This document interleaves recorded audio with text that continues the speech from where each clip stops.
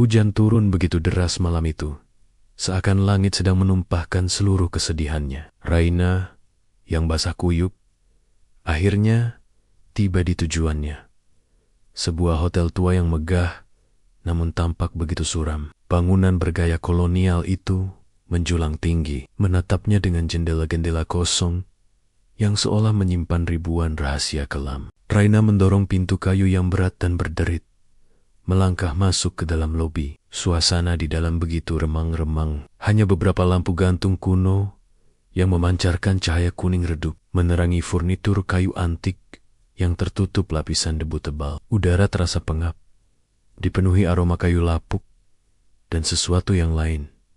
Sesuatu yang manis, tapi memuakkan. Di ujung ruangan, di balik meja resepsionis yang besar, seorang pria tua duduk membungkuk. Wajahnya penuh kerutan, dan matanya yang pucat menatap Raina tanpa ekspresi. Tanpa banyak bicara, pria itu menyerahkan sebuah kunci kuningan yang berat. Lantai 3, kamar 307, katanya dengan suara serak dan bergetar, seolah sudah lama tidak digunakan. Raina merasakan firasat aneh saat jemarinya menyentuh logam dingin kunci itu, tapi ia terlalu lelah untuk peduli. Ia hanya ingin segera beristirahat. Lorong lantai 3 terasa lebih dingin dan sunyi. Karpet merah yang melapisi lantai sudah usang, meredam suara langkah Raina.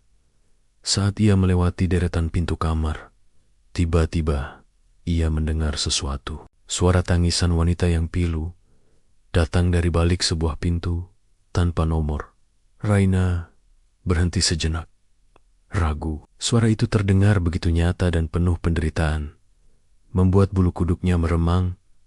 Tapi pintu itu polos, seolah tidak pernah ada. Mengabaikan rasa takutnya, ia mempercepat langkah menuju kamarnya. Kamar 307, sama suramnya dengan bagian lain dari hotel itu. Sebuah tempat tidur besar dengan sprei putih yang sudah menguning, sebuah lemari kayu, dan sebuah meja rias dengan cermin yang kusam. Begitu Raina menutup pintu, lampu di langit-langit mulai berkedip-kedip, tak menentu. Tiba-tiba, suhu di dalam ruangan turun drastis. Napas Raina bahkan mengeluarkan uap, seolah ia berada di tengah musim dingin. Ia mencoba menyalakan lampu meja, tapi tidak berhasil. Raina memutuskan untuk membersihkan diri. Ia melangkah ke kamar mandi yang kecil dan lembab. Saat ia membasuh wajahnya di wastafel porselen yang retak, ia mengangkat kepala dan menatap cermin.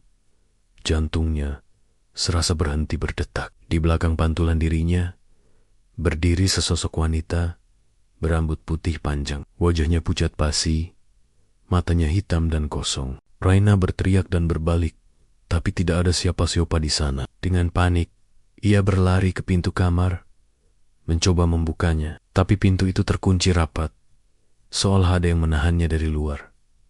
Gagang pintu tidak mau berputar. Tiba-tiba, suara bisikan mulai memenuhi ruangan. Bisikan-bisikan lirih dari berbagai arah, mengucapkan namanya berulang-ulang.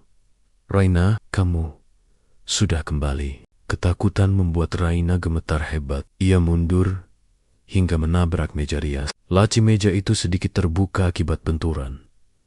Dengan tangan gemetar, ia menarik laci itu sepenuhnya. Di dalamnya ada sebuah foto lama yang sudah menguning. Foto itu menunjukkan lobi hotel yang sama, tapi tampak lebih baru. Di depan meja resepsionis, berdiri seorang gadis kecil dengan gaun putih, tersenyum ke arah kamera.